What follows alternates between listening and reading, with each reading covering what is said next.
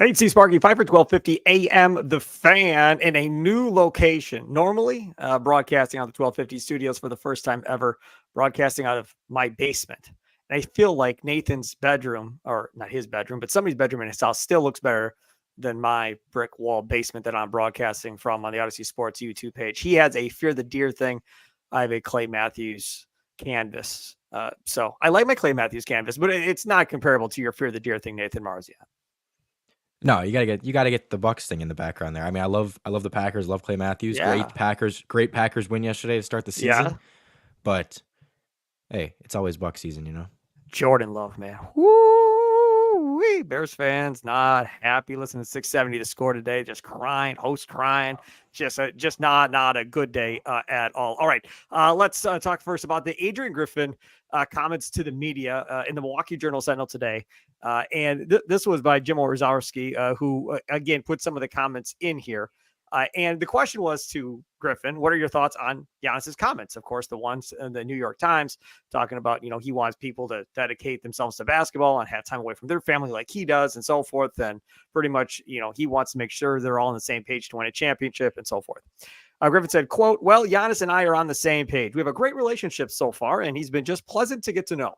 He wants to win, and I want to win, and it's that simple. So I respect him. I respect what he's accomplished in this league, and we're here together to win. So I have no problem with that. I think it's a great partnership. We're going to lead the team together. When he leads, the others will follow. I think it's great. Then they ask him about internal pressure. Absolutely not. We're here. We're aligned. We're here to win. And the one thing I talk to my team and our staff about is just embracing expectations. I have a really good roster. Instead of running from it, we want to embrace it. It just takes one day at a time, though. Yes, we want to go far and deep into April, May, and June, but it's about just one step at a time and taking care of our controllables. And it starts with practice. We want to be a really good practice team. Come in with great energy and concentration and then get ready for the first game. We're all aligned, and I think it's a good thing. The expectations are good. It's going to bring out the best of us. I will, and there's more to it if you want to go read Jim Ozarski. I'm assuming Eric Name will probably have something on it in The Athletic as well. Marzion, reading that, it is a first-time head coach who is elated to be a head coach, super excited, super ready for this thing to get going, like can't wipe the smile off his face. I mean, I wasn't there, but you can just tell how excited he is to get going on this thing. And it was all very, very positive. And I think if you are a member of the Bucks ownership group, if you're John Horst, the Bucks GM, or Peter Feigin, the Bucks president, you hope that the positive attitude and so forth that he is exhibiting right now continues into the season, even if there are some rough times, to be able to keep that we approach that he is doing right now. It's, one team, one dream type of deal. You hope that continues into the season. Yeah, absolutely. And it's nothing shocking or anything that's out of the ordinary with him saying this. Like, obviously, you're going to hope he comes out and says, yeah, we're on the same page and we all want to win together and all that stuff. But definitely good to hear him talk about how, he's been communicating with Giannis and communicating with the guys consistently, and they do seem to be on the same page with everything. And as you said, kind of having that we mentality and just that sense of, I don't know, it does seem like a little bit more of a positive vibe, and it seems like a little bit more connection maybe with the players overall, which is definitely a good thing. And I think talking also just about the long term and saying, yeah, we want to, we know we want to start winning right away, but it's going to be about playing into April, playing into May, playing into June, and having that long term mindset rather than just the short term and just looking at winning right now, winning. Like, I always want to hear the coach have some sense of, especially a first time coach, where he might come in and it's like, again, you just kind of want to win as many games as possible. And it's like, with a team like this, he has to put himself in their shoes of looking at things like, okay, they don't really care that much about the regular season. They don't really care how many games they win in, November, December, January. It's going to be about at the end of the year. It's going to be about playing our best at the right time. So having that long-term mindset as a first-year head coach, I think will be very important. And, if he can do that and he can really focus on the stuff that is going to be important for their long-term success, it could be awesome. The other thing about this too, and we've talked about this in the past, I think it's a big deal to have Terry Stotts and Joe Prunty on this staff, from guys that Prunty was an interim head coach, fine, but a longtime assistant coach in the NBA, gray hair as they like to call him. And Terry Stotts, I'm not sure if he had any gray hair yet, but a longtime NBA coach with the Portland Trail Blazers. Did he win a championship? No, but they were playoff teams in the Western Conference, for which everybody used to tell me as a Bucks fan, the West is the best, and the East isn't. Well, he was getting to the playoffs with Damian Lillard and cast of thousands in Portland year in and year out. And when Terry Stotts left, this whole thing went sideways, and now they're in rebuild mode in Portland. Now, can you say the same thing about his time in Milwaukee as Bucks head coach? No, but that was his first head coaching job coming off of George Karl. Probably didn't have as much talent as I thought he did at that time, because I was all over Terry Stotts the first time he was here. I was not happy with Terry Stotts as a head coach. But back now in these shoes, when you get into the season and you get some criticism maybe as a head coach because you've lost 2 or 3 games in a row, or people are questioning why you're playing Brook Lopez a certain way on defense, or people are questioning what you're doing with Giannis offensively, to have those two guys as sounding boards, Nathan, is going to be a big deal, and kind of helping him deal with the media a little bit and how to kind of work through some of these things and work through any type of negativity that may be flowing at him, or dealing with an angry player and not losing your cool, because, hey, man, he's a former player, right? So he's got some juice to him too. And you don't need, somebody losing their cool. Kid, I think, probably lost his cool throughout his time here. Skiles probably lost his cool throughout his time here. And you want to try and maintain that balance as much as possible. Yeah, absolutely. And I think, like you said, having the players to kind of, work through these things with, and as there's going to be times he's getting criticism. There's going to be stuff that comes up throughout the season. And I, I think it almost helps a little bit that, the way things ended last year with them being so good regular season and then falling apart at the end. I think the fact that we probably aren't going to overanalyze, I say this now, but I'm sure we will in November, December, but the fact that we might not First game. overanalyze, yeah, we might not overanalyze the regular season so much, because I think we all kind of recognize that, like, this doesn't really mean much. You obviously want to be the highest seed you can and put yourself in good a position as you possibly can and look as good as you can. But we saw last year, it's like, it doesn't really mean that much. They're gonna be a top 4 seed as long as everyone's healthy.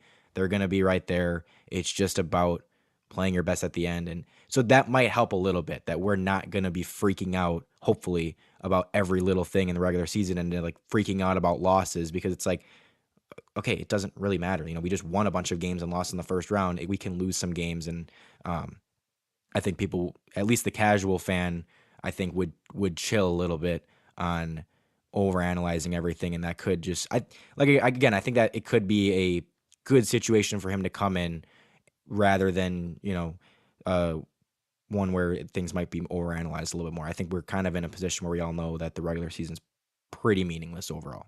The other thing that came out of his little session with the media that he had, again, we're reading from the Jim Ozarski piece in the Milwaukee Journal Sentinel. They asked him about Giannis and Middleton and their respective injury situations and whether or not they're going to be ready for training camp and ready to go. And he didn't shy away from it. He said, they're both working hard. We expect everybody to be healthy and ready to go day one of training camp. And that kicks off beginning of October, I think, for most teams that, aren't traveling in the exhibition season. And that to me is a huge deal. If you can have your whole roster healthy and not having to worry about resting guys because this is still bothering them or that's still bothering them and so forth, but ready to go in training camp and in exhibition season, that'd be a huge deal for this Bucks team. And because you got bounced so damn early, you've had all this extended rest as well. So you're not overly tired like you would be in a championship year on top of, the Olympics and whatever else happened the year they won the championship. I think this all benefits the Bucks, especially early on in the season, to get the work in that they need to get done. Yeah, I think that's one of the things, when you look at, obviously there's not much different from years past in terms of the roster in the last couple of years, but the two big differences are, you've got the new coach, obviously, and this is the healthiest they're going to be in a couple years here, with, Chris should be finally fully back to full health, like no reasons for him to be still having any nagging injuries or anything like that. Giannis with full off season and everything, and Brook was really healthy last season, but again, just having a full off season to rest should help him. And I think that's one of the things you can look to if you're asking, okay, why would this year be different? That could be one of them. It's just they are the healthiest they've been basically since they won the championship. At least those main guys are. So I'm really excited to see especially how like Chris looks. I think Chris is the one that um, is kind of the deciding factor here. Like if Chris looks like Chris Middleton from 2021, okay, this team is going to be a top title contender. If Chris looks like he's really lost a couple steps and is just not that same guy, we're going to need to get it from someone else is going to have to step up, or else we're probably not going to win a championship. So that I'm just really excited to see. And I mean, because we know what Giannis is going to give us, no matter how healthy he is or not. Like even if he's got some nagging stuff throughout the season, he's going to put up his crazy numbers. He's going to be great. And same with Drew Holiday. You know what he's going to give you. He's going to give you some great offense in the regular season at times. Always amazing defense. Probably going to fall off a little bit offensively in the playoffs. You know what Brooks is going to give you, but Chris is kind of the one that I'm very interested to see, and I have a really good feeling. I think Chris is going to be awesome this year. That'd be a huge deal for the Bucks if he is awesome. Let's go on to topic number 2. Would you want the Bucks to sign Cam Payne, who has been around for a while? Phoenix Suns letting him go, which now means he's able to sign with whoever he wants. Everybody expects that he's going to sign with a contending team.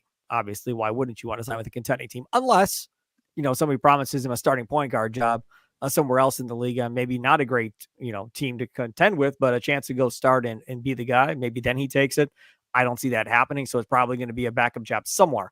This Milwaukee Bucks basketball team is in a position where they're relying on a bunch of two-way guys in order to fill their backup position behind Drew Holiday throughout the course of the season, a position that I personally don't want to be in. I mean, I understand you've got a lot of, 3 young guys that are going to battle it out, and maybe Ty Washington steps up and is that guy at some point, and you can build around him going forward. Who knows? For me, I'm not a Cam Payne guy. Never have been. Never have liked him. Haven't liked him at any point in his NBA career. Never wanted him on this team. Now I'll contradict myself. But I'd like a veteran backup point guard behind Drew Holiday at this point. Even though I'm not a big fan, it's still better than going with a lot of inexperience. And, if this were to say the Packers with a lot of inexperience and not high expectations, that would be different. Then fine, go with the youth and let everybody learn. I get it. But that's not what this is. This is the Jets and Aaron Rodgers. This is what the Bucks are. This is the window is shutting. We better get this done in a hurry. We got 2 years essentially until they have to make major decisions on this roster to see who's staying, who's going, what this whole thing is going to look up. You don't have time to be experimenting at this point. So from that perspective, I want a veteran backup. And if Payne is that guy, then that's fine. Let's go. Marzion, what say you? Yeah, I mean, again, I don't see why not. If it's if we're signing him on a minimum deal, and he's a last few years basically with the Suns, he's consistently kind of a 20-minute per game, 10 point, 4 to 5 assists, shoots close to 40% from three. Feel like he makes a lot of pretty good decisions out there, and just having that playoff experience, playing on a good team for a few years, and kind of knowing what it takes to like come off the bench for a good team, and just knowing that role and being a ball handler off the bench. That's exactly what we need. That's exactly what we need. And so I'm definitely all for it if they can, figure out a way to create a roster spot and get him. Absolutely. And I think he'd fit in very well because again, he's the exact type of player you need with this team right now. He's just a guy that can come off the bench, handle the ball a little bit, shoot it decently well. He's not a terrible defender, pass it a little bit, and again, knows that role of coming off the bench for a good team. 'Cause that's important too. There's some guys that, you can go trade for someone that was starting on a horrible team. Well, it's going to be different for them to adapt to like, okay, you're not going to have that same role on this team. You're going to have to be the 6th, 7th guy compared to being the second guy on the team you were on before. Like I'm referencing basically like I'm thinking of like a Colin Sexton that people wanted. Sure. His role is not going to be the same here as it is where he is now. So it's whereas Cam Payne has kind of played the same role we'd want him to play here. He's played that role already with Phoenix the last couple of years, so it should be an easy thing for him to adapt to. So I think it's great. It would be great if they could do it. All right, so Ty Windish of the Eurostep podcast, who's been on our podcast before, him and Rohan Kadi do a great job. He quoted Wojnarowski's report earlier today and said Bucks would have to cut someone to sign Payne to an NBA deal. So it'd be a big tax hit given they have 15 guaranteed deals on the books currently. Doubt they make a move for him right now. Look, the bottom of this roster isn't good enough for me to be concerned about cutting somebody to have a real veteran backup point guard. Well, so I want to ask. I mean, because I don't think we don't have a problem with Thanasis being on the team. We right? don't. Do you?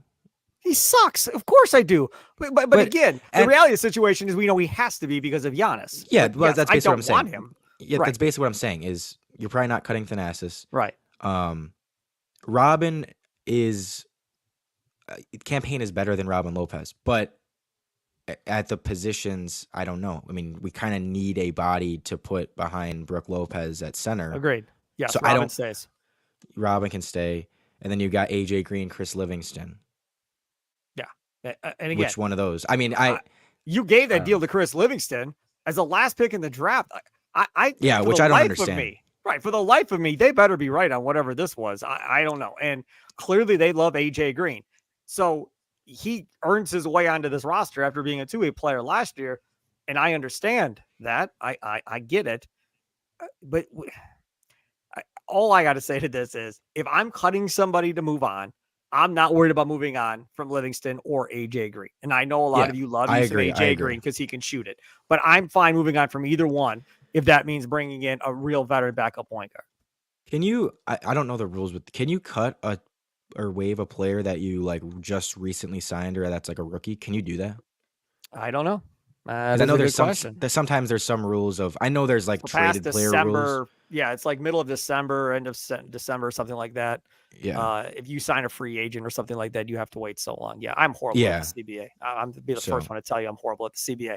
But my point in all of this is a veteran backup point guard should take precedence over the second or third to last guy on the bench at this point. And the easiest cut is the Thanasis. Like it's simple. Anybody listening to the Green and Growing podcast right now on the Odyssey app, wherever you download your favorite podcast, is going to go, Sparky, you're damn right. Move on. We're done. Everybody would say it, right? Everybody agrees except Giannis. He's the only one that would be like, you're an idiot. He's better than you think, Sparky. Leave my brother alone. Fine. Maybe you think that. I don't. I think he's horrible. And I would like to see a real player on this roster that can actually help versus being a cheerleader. And that is what Thanasis is. He is a cheerleader, a good one. Don't get me wrong. He's a very good cheerleader, high energy guy when he comes into a game for 2 minutes here, 3 minutes there, fine. But Payne is going to give you a lot more minutes, a lot more meaningful minutes in case of injury. What happens if Drew Holiday gets hurt? What are they going to do? What is the plan? If Drew Holiday, God forbid, blows something out in preseason, is gone for the year, are we done? Is that a wrap? Like, what's the plan? I mean, we talked about this last season. We're like talking about having the backup plan and having. The reality is, even if we had Cam Payne, I think Drew Holiday missing the entire season would still basically destroy our season. Basically, I understand that, but I'm saying Cam Payne's not there. I'm saying right now, what is their plan as an organization? If I went up to John Horst and said, if Holiday gets hurt, what is the plan at point guard? What is he going to tell me? He would say a little bit more Giannis at the point, a little bit more Chris at the point. They'd sign someone, but we don't know who that would be. And somebody's got to get cut then, right? Yeah. Oh, no, because Holiday would go on the IR. So technically, no. So you'd be fine. Yeah, but so my point is just if you said, yes, you're probably right. Giannis is the only person that would disagree with you about cutting Thanasis. But if Giannis disagrees, then everyone needs to disagree. Correct. We all just need to do whatever Giannis wants to do. So I just don't even you have to kind of eliminate that as an option a little bit. It's really not absolutely. You're right on the table. So it's just, okay, take him out of the equation. You said, maybe you can keep Robin just because we're going to need a backup big at some point. And then it's down to AJ Green and Chris Livingston essentially. But Nathan, this is the thing. And again, I know I sound like a jerk. Maybe it's because I'm broadcasting from my basement. This is the thing. Giannis, you say you want to win a championship. You say it's all about winning a championship, and we all have to be on the same page to try and win a championship. I'm sorry. He is not as good as what I can have as the last man on my roster. And if this is about winning a championship, your brother is not going to be a part of this. Like, I have to have a backup point guard. I'm sorry. That's how this has to be. I want to ask, would you rather have Thanasis or Chris Livingston? Livingston.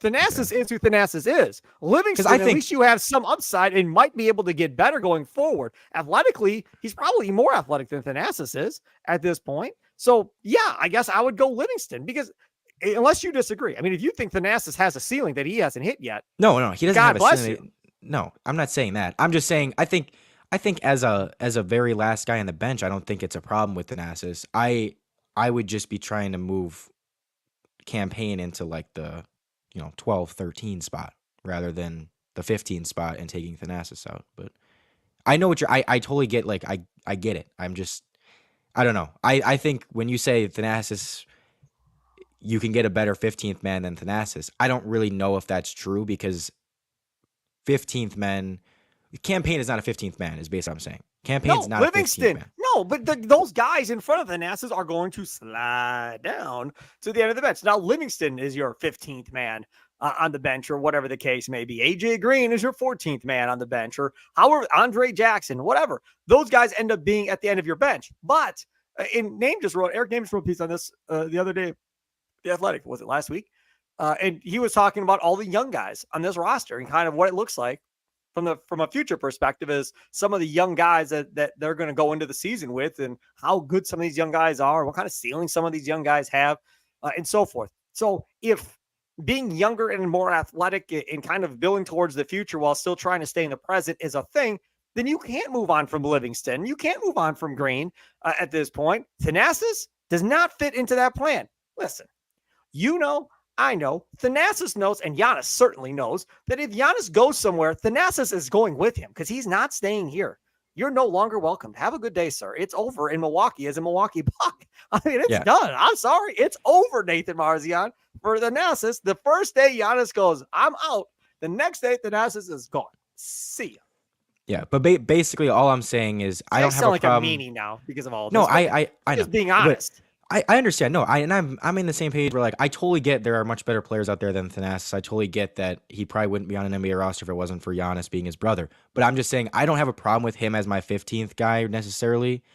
I don't have a problem keeping him as the 15th guy and cutting either a Livingston or a Green to get Cam Payne. And then you're keeping Giannis happy, and you're also not really I'm with you that I don't really care that much about either of those guys. I know AJ Green has a little bit of, he gets some love for being a good shooter, and I know he is a good shooter, but I'd rather have Cam Payne. I think he just feels a much bigger need for us when you already have basically 3 other AJ Greens on the roster. So I'm fine keeping Thanasis if we're and cutting one of those other guys instead of like we need to cut Thanasis. It has to be Thanasis. I'm okay cutting one of those other 2 guys. I didn't see anything about this. Do you know who would play point guard? If something were to happen to Holland, do you know what the answer is? It'd be Chris. It would be Chris. No, it wouldn't. No, would not. More Chris. Mm-hmm. It'd be a lot more Chris. Chris ball handling. Giannis has a screener, which might actually be good. But no, the point guard's gonna be Pat Connaughton. He's gonna start at point guard. He's not. He's gonna run the offense. Yeah, mark my. Yes, it'd be Giannis and Chris running the offense. It'll be Connaughton at point guard. That's how that'll go. Throw some Andre Jackson in there. Your guy. Oh my God, it's not my guy. All I know, we talked about Andre Jackson not being able to shoot. And again, Adrian Griffin, great developmental guy. Maybe he'll get a shot before the season starts. That would be fine. All right, one last topic here. Marzion's all excited. He wants to go watch Aaron Rodgers play football tonight for the New York Jets. Are you rooting against Rodgers completely? No, I don't hate Aaron Rodgers. I definitely don't like Aaron Rodgers, but I definitely don't hate Aaron Rodgers. I really don't care what happens one way or the other. Fact of the matter on that Jets team is they're going to have the best defense in football. Cowboys look damn good, though. But more than likely, they'll have the best defense in football. So that means you're going to have every opportunity to win football games. The key is going to be whether or not he's going to get killed because of that offensive line and how much he's going to trust his running backs, Breece Hall, who's unbelievable. And again, they're going to limit his carries early in the season.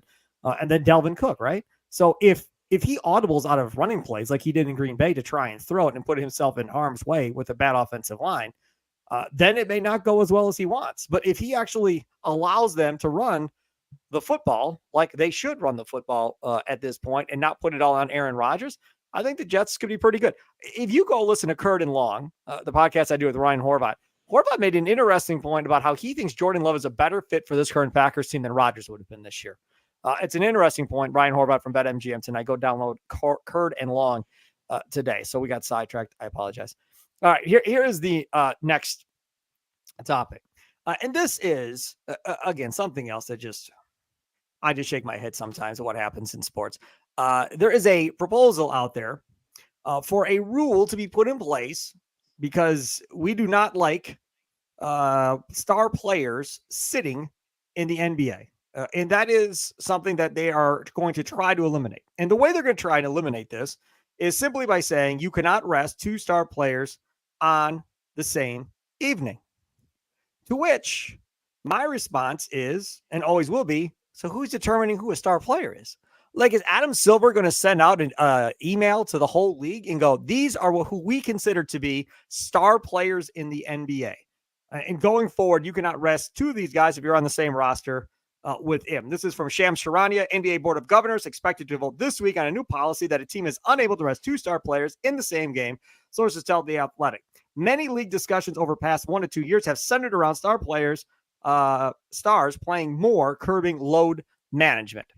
Nathan Marzion, as I just said, and I'll say again, unless they're sending out an email determining who star players are, I don't know how you're going to be able to determine who a star player is. Is it, if they've been in an all-star game, that counts as a star player? Is that going to, it's going to have to be black and white. Like, this cannot be a gray area for them to go in and out of determining who's a star player and who's not at this point. So I saw something that a star player would be defined as someone who has made an all NBA or all-star team in the last 3 years. So Drew Holiday is not a star. No, he was an all-star. I always forget who made our all-star teams because I get Drew is an all-star. This last year?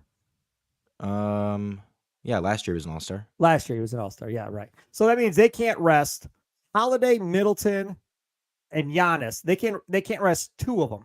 So that means only one of those guys can rest at a time because they have 3 stars on that roster. Correct? It means that they have. That to means have Holiday, Middleton, or Holiday and Giannis have to be playing. 2 of those guys can't sit at the same time. Now, who is going to determine whether or not it's load management or whether or not somebody is hurt?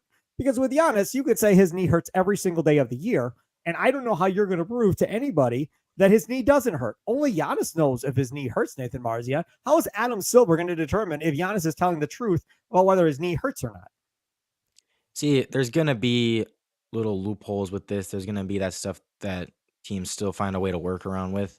Now, I think it will be a little bit obvious if, like, okay, they haven't been on the injury report at all, and all of a sudden, boom, they randomly come up with this soreness. Whereas there's other injuries where, like, okay, Giannis has been dealing with a nagging injury. We have a reasonable case to make that, like, he is actually hurt, and he's not just resting. So I think they'll have ways of kind of figuring out that and probably, like, looking into it, and that's where the punishments will come from. As if they're like, I think they'll have a little bit of, like, okay, he's clearly not hurt. You're clearly resting him. You're going to get punished for it. And there's also going to be the loopholes of, like, Jamal Murray isn't defined as a star with this. So, like, you can rest him and Jokic on the same night, stuff like that, where certain guys aren't considered stars by this criteria yet. But again, I don't, it's one of those things, again, I don't think you can have like the NBA in-season tournament. I don't think you can have a problem with it because I don't see how it makes the problem any worse. It can only help. I think what's going to happen is maybe I'm wrong, but if I was the Lakers, once we get through October, LeBron James has a back that's flaring up from time to time, and he's on every injury list the rest of the year. Every day he's on the injury list with potential back spasms or whatever the case may be. You can't prove a back spasm. There's no test you could do to prove that he has a back spasm one way or the other. So LeBron James just wakes up one morning and says, "Oh, back's acting up this morning. I can't play tonight in Milwaukee. Sorry, guys. Oh, back's acting up. Can't make that trip to Detroit. Sorry." Because that's how you work around it. If it's going to be, he's got to be on the injury report ahead of time. Then that's going to be the easiest way to do it. You're going to start listing things that you can't prove. My knee is sore. Can't prove it. Back is flying up. Can't prove that either. It's to me, it's way too hard to try and slow this down. I applaud the effort. Like, I'm all about it. I don't want to see these star players. You remember how this all started? This all started involving the Bucks, I believe. The Spurs decided they weren't sending Duncan, Ginobili, and Parker to Milwaukee the one season to play the Bucks and said, it's load management. They need a rest. And all 3 of them didn't make the trip. And Bucks fans were livid. And that was, I believe, the first time that Popovich did that year. And he did it more than just that one time that year. He did it several times that year. But it started with that Milwaukee trip. And it went sideways from that perspective. And then everybody else around the league was like, well, if Greg Popovich says we need rest, then, well, by golly, I need rest too. If Pop thinks Duncan needs rest, I need a rest. And that's how this whole thing kind of spiraled out of control. That's the other thing. So based on that rule, Marzion, Wembanyama, who is going to be top 5 guy in the NBA, he's going to be able to rest as much as he wants to rest him because technically he's not been in an All-Star game. Yeah. But again, I mean, that could happen before too. Like it's not going to create any additional problems. I think, like you said, at the very least, I just applaud the effort. I'm like, hey, they're at least trying to put this out there, and even just having it out there, I think, not that teams are scared, but like I think it puts in the minds of teams a little bit, like, okay, like they are cracking down on this more. Same with the, um, I think the whole like in-season tournament thing just makes teams go, well, the whole reason they're doing this in-season tournament is because they want to have the star players play. They want to have people Right. watch the star players play. So we're a little bit more inclined to play our guys on those nights that they're playing the tournament games. Even if it is the Hornets, like Giannis go out there, like it is the in-season tournament, whatever. And so I think just putting this out there and having this rule in place, even if teams, there is a little bit of a loophole, I think just it can help. It just helps teams kind of have it in their mind of like, okay, we're not resting Jokic, or we're not resting Giannis and Chris on the same night and blah blah blah. So it can only help, and I'm glad that they are at least taking steps to help this thing, because it's definitely a problem. It's something that needs to be addressed, and I'm glad that they're at least doing something about it. He is Nathan Marzion. Follow him on Twitter at Nathan Marzion. Follow me at Sparky Radio. Of course, check out all the interviews and stuff I do over at 1250amthefan.com. Green Growing Podcast. Download it on the Odyssey app, wherever you download your favorite podcast at. We're off to watch Aaron Rodgers and the New York Jets play. Enjoy the rest of your day. Toodles.